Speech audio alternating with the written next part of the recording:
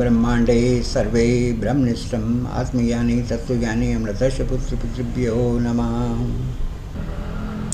श्री नीम करौली बाबा जी जब घूमते घूमते कैंची के पहाड़ों के पास आए, उन्होंने किसी सज्जन को वहाँ पकड़ा, गांव वाले को, कि भाई सामने खुदाई करो, पहाड़ के उस तरफ खुदाई करो, नदी के उस तरफ दूसरी तरफ। वहाँ खुदाई की तो वहाँ खुदाई में जिस जगह बाबा जी ने बताया उस जगह एक त्रिशूल निकला। पता चला कि सोमवारी बाबा जी वहाँ भूमिगत साधना करते थे। फिर वहाँ पर श्री हनुमान जी का विग्रह स्थापना की गई, क्योंकि बाबा जी हनुमान जी के साधक थे, सिद्धि थे। उन्होंने देखा कि यहाँ बलि प्रथा है, यानी कोई पूजा पाठ होती है गांव में, आसपास के गांव में, क्षेत्र में, पहाड़ों में, वहाँ बकरे की बलि दी जाती है। बाबा जी को बहुत बुरा लगा, इसलिए वहाँ वैष्णो मैया की स्थापना की गई। यानी बलि एक तरीका से किसी के प्राणों की हत्या करना, जीते जी, ये ब्रह्म हत्या का दोष तो लगता ही है। और मनुष्य को वर्तमान जीवन में ना सही, लेकिन अगले आने वाले जन्मों में पाप का भोगना ही पड़ता है। यहाँ तक कहा जाता है कि अगर आप किसी जानवर, जैसे कुत्ता है, उसको इतना पीट दिया कि उसकी टांग टूट गई, उसका फल भी हमें भोगना पड़ता है, चाहे दुर्घटनावश हो या कोई प्रॉब्लम आ जाए।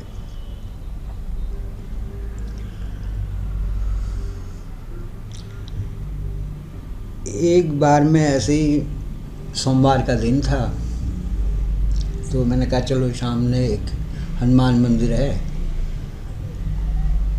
वहाँ जाऊँगा कल ऑफिस से आने के बाद। इतने में वो मैं मन में सोच रहा था, सामने से बेटी बोल गई हर मंदिर सिद्ध नहीं होता। कहा ये तो बाबा की वाणी है।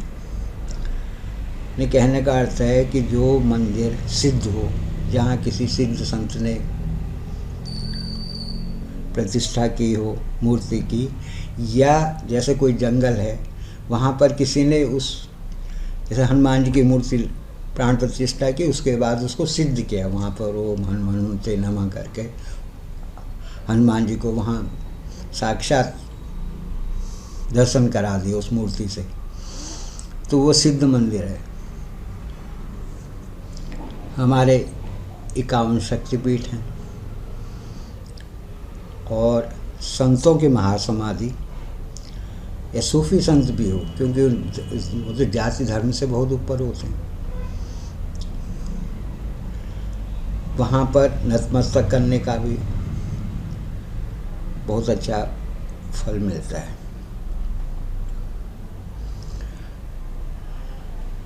महाभारत में एक वाक्य आता है, प्रशंसा है, कि भीष्म पितामह बाणों की सैया में बैठे हैं। भीष्म पितामह को धर्मपुत्र भी कहा जाता है। बाणों की सैया पे बैठे हैं वो। योगीराज श्री कृष्ण भगवान से पूछते हैं, भी मैंने 100 दिन पीछे देख लिए, मैं तो कोई ऐसा पाप किया नहीं कि मुझे बाणों की सैया में, इच्छा मृत्यु का वरदान था उनको कि बाणों की सैया में लेटना पड़े। तो योगीराज कृष्ण जी उनके अवचेतन मन में, क्योंकि अवचेतन मन में जन्म जन्मांतरों का संस्कार हैं, कितने जन्म लिए हैं, क्या पाप है, क्या पुण्य किए हैं, उन्होंने कहा तुमने 101 जन्म पीछे जब तुम शिकार करते थे, इन तीरों से ही तुमसे अपराध हुआ था और आज तुम्हें भोग रहे हो।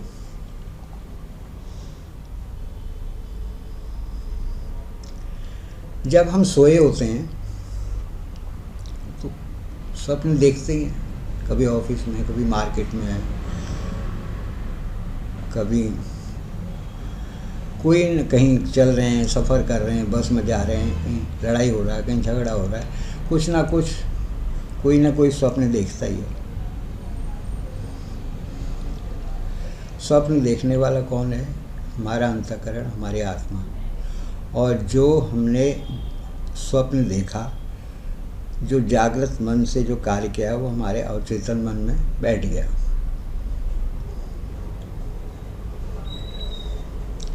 जैसे मान लीजिए कोई किसी आदमी को बीड़ी सिगरेट छोड़े हुए 20 साल हो गए, लेकिन आज भी वो स्वप्न में देखता है कि किसी पार्टी में बैठा हुआ है और शराब बीड़ी का सेवन कर रहा है। तो इसका अर्थ ये हुआ कि वह संस्कार अभी लुप्त नहीं हुए, संस्कार मिटे नहीं हैं। जागृत अवस्था में बेशक वो अपने मन को रोक रहा हो कि मैं नहीं, मैंने छोड़ दी, मैंने कसम खा ली, लेकिन अगर स्वप्न में दिख गया तो इसका अर्थ है कि वो संस्कार अभी भी लिप्त हैं, वो एक संस्कार बने हुए हैं अभी।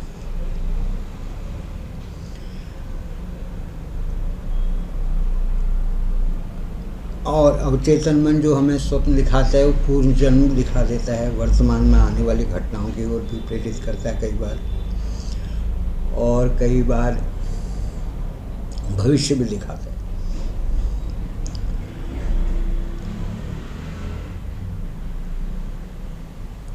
अवचेतन मन स्वप्न में कई बार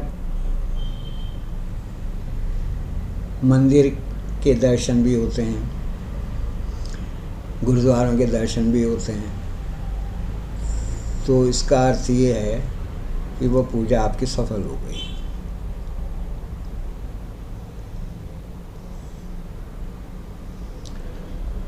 आज मैं ये एक कदम परमात्मा की ओर इस श्रृंखला का समापन कर रहा हूँ। थोड़ा समय ज़्यादा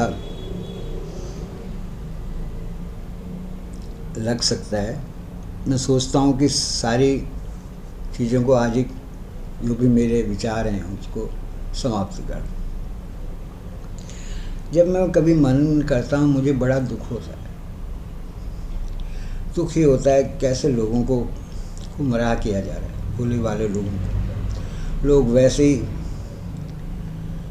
मनोदशा ठीक नहीं है, कोई किसी न किसी कारण दुखी है, चाहे भौतिक सुविधाएं कम हैं या शारीरिक कष्ट है।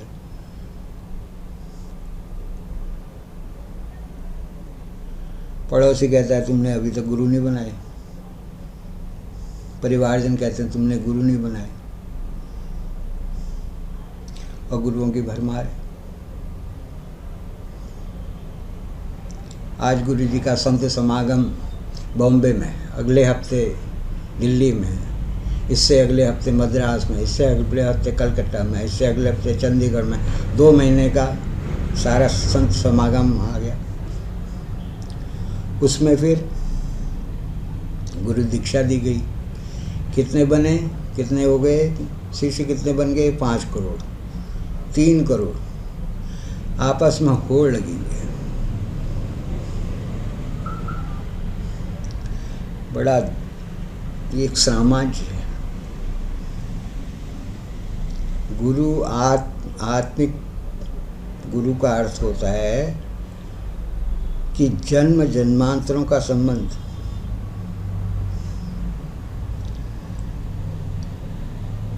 पति पत्नी की शादी होती है, लड़का लड़की की शादी होती है, 7 फेरे लगाए जाते हैं। 7 फेरों का मतलब है कि हम 7 जन्म तक, 7 जन्म में मनन किया तो ये देखा कि 7 लोकों में है। 7 लोकों तक हम इकट्ठे, जितने भी लोक में जाएंगे इकट्ठे ही रहेंगे, इकट्ठे संबंध बनाएंगे। मतलब कोई इसमें पति है तो पत्नी बन जाएगा, पत्नी है तो पति बन जाएगा, हम इकट्ठे भोगेंगे। ये शपथ अग्नि के चारों ओर ली गई। और गुरु तो 7 नहीं, हजारों, आप 50-60 जन्म भी ले ले तब भी साथ देना पड़ेगा। एक बार दीक्षा दे दी उसको। दूसरा, हमारे पूर्व जन्म कैसे थे। हमने पूर्व जन्म में मान लीजिए मैंने शिव जी की साधना की थी, कुछ अधूरी साधना रह गई, तो मुझे शिव जी का ही गुरु मिलना चाहिए। मेरी पत्नी कोई साधना नहीं की थी तो उसको पहले सत्संगत मिलेगी, या वो लड्डू गोपाल की थी तो उसको लड्डू गोपाल का मिलेगा। जो साधना अधूरी रह गई पूर्व जन्म की, इस जन्म में पूरी करनी होगी। ये तो साधना का पक्ष हो गया। लेकिन आप देखिए, पहला गुरु है हमारी अंतरात्मा, सही गलत का ज्ञान कराती है। दूसरे जो भी इष्ट देव, चाहे वो भोलेनाथ जी हैं, शिव जी हैं, लड्डू गोपाल हैं, राम हैं, कृष्ण हैं, जो भी जिसको मानता है वो अपने आप गुरु से मिलाएंगे, भागने की ज़रूरत नहीं है। और इतना साइकोलॉजी इतना भ्रमित कर देते हैं आदमी को कि इस पूर्णिमासी में गुरु जी चांद में दिखाई देंगे, तो चांद में वाकई में वो इस तरीके से साइकोलॉजी हो जाती है कि चांद में गुरु जी की शक्ल दिखाई देती है।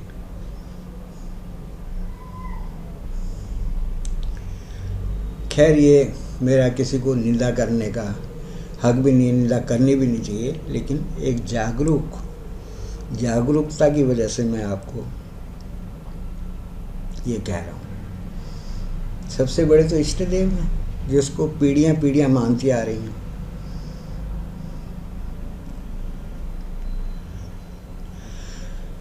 दूसरा, गुरु भी 3 प्रकार के होते हैं, क्योंकि यहाँ प्रकृति सत्व रस तम से बनी हुई है। सात्विक भी गुरु होगा, राजसिक भी होगा, सात्विक, राजसिक, तामसिक और सात्विक।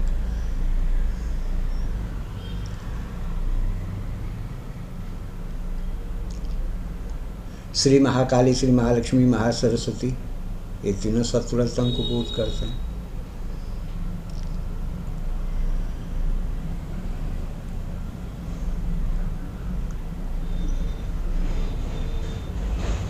तीसरा, अगर किसी से गुरु दक्षिणा ले लें, दीक्षा ले लें और उसके गुरु जी मुझे IAS बना दो, तो ऐसा तो है ही नहीं। कर्म तो करना ही पड़ेगा। IAS बनने के लिए उसी तरीके से लगन करनी पड़ेगी, उसी तरीके से प्रयत्न करना पड़ेगा। तो ये खाली भ्रमित करने वाली बात है। और रामचरितमानस में तो स्वयं कहा गया जन्म प्रधान नहीं है। एक ब्राह्मण घर में पैदा हुआ बेटा ऐसे कर्म कर सकता है जो नीच से नीच हो, और एक नीच का कुल में पैदा हुआ ब्रह्म को प्राप्त कर ले। इसलिए कहा गया है कर्म प्रधान विश्व रे तेरा का, जो जैसा कर्म करेगा वैसे ही फल भोगेगा।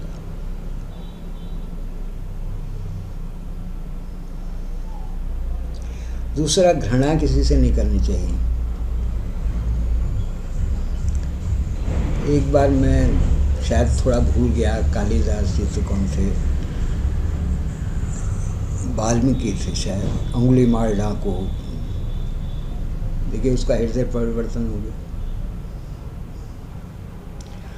और स्वामी रामकृष्ण परमहंस, काली कमले वाली, काली कंकाली महाकाली, जिन्होंने दर्शन दिए,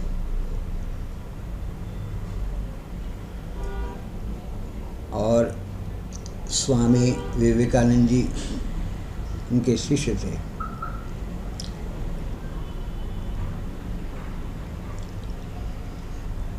वहाँ कोई झुग्गी झोंपड़ी में कोई वेश्या रहती थी। जब वो कथा करते थे, प्रवचन देते थे, तो दरवाजे से बाहर बैठ के सुनती थी। एक बार उन्होंने प्रार्थना की कि आप मेरी झुग्गी में भी आइए। परमहंस गए, जबकि और ब्राह्मण और दूसरे लोगों ने कहा हम तो नहीं आएंगे। उन्होंने कहा तुम आओ ना आओ, मैं तो जाऊँगा। गए। उसके बाद वह शिष्या बनी और सिद्धि प्राप्त की, काली मैया की सिद्धि प्राप्त की। और पिछला समय तो भूल जाना चाहिए। मैं इस मामले में क्रिश्चियन धर्म को बहुत अच्छा मानता हूँ। इतवार को गए, पादरी के आगे क्षमा मांगी, बात खत्म। और हमारे यहाँ 20 साल पहले, शादी से पहले तूने ये कहा था, तूने वो कहा था, पिछली बातें भूल के नया सूर्य उगता है, तो नए दिन से शुरुआत करें तो अच्छा ही है। हेडा खान बाबा स्वयं कहते हैं, ऐसा कोई संत नहीं जिसका अतीत ना हो, और ऐसा कोई मनुष्य नहीं, ऐसा कोई पापी नहीं जिसका भविष्य ना हो। उन्होंने भी सत्य, सरलता, प्रेम के मार्ग पर चलने की सलाह दी।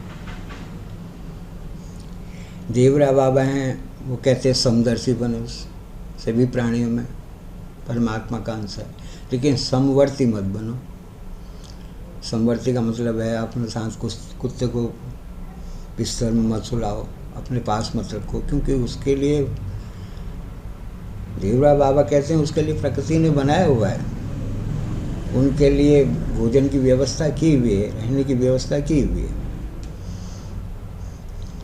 हाँ, पशुधन है, वो बात अलग है।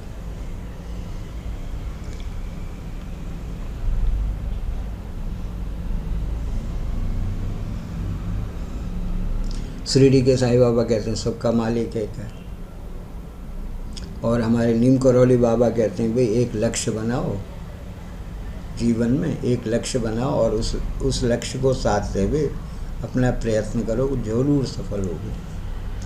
तो संत महात्माओं की वाणी है।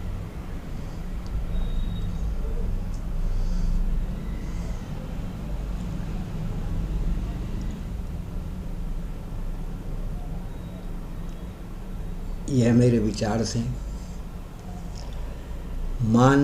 ये कहते हैं सुन सबकी लो, करो अपने मन की। मैं तो कहता हूँ मन की भी मत करो। मन तो कहता है जलेबी खाने को, बर्फ़ी खाने को, और है डायबिटीज़ करोगे तो अपने विवेक को जागृत करना पड़ेगा। नहीं, इससे मेरा बीपी वो शुगर बढ़ जाएगा, वहाँ रोकना पड़ता है मन को। तो विवेक से सुन सबके लेनी चाहिए। इसी महात्मा ने कहा है सुन सबके लो, लेकिन करो अपने मन की। मैं कहता हूँ अपने विवेक की करो, अपनी अंतरात्मा की सुन के करो। यहीं पर मैं वाणी को विराम देता हूँ। परमपिता परमेश्वर से प्रार्थना है कि हम सबका कल्याण हो। आपको सुनने के लिए धन्यवाद।